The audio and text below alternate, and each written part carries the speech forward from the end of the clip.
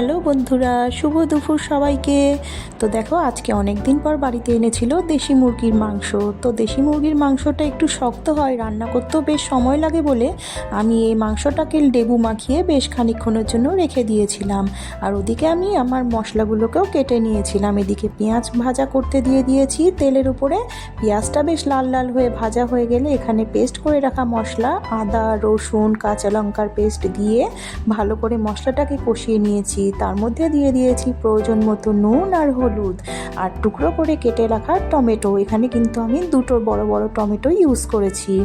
তো দেখো, তারপরে এর মধ্যে একটুখানি আমি লাল লঙ্কার গুঁড়ো দিয়ে দিয়েছিলাম। তো ভালো করে মশলাটা কষানো হয়ে গেলে ম্যারিনেশন করা মাংসগুলো আমি চিপে চিপে তুলে নিয়ে মশলার মধ্যে দিয়ে দিয়েছি। এবার আমি মাংসটা আর মশলাটা ভালো করে কষিয়ে নিয়েছি। তো দেখো, মশলার সাথে মাংস কিন্তু আমার বেশ কষানো হয়ে গেছে।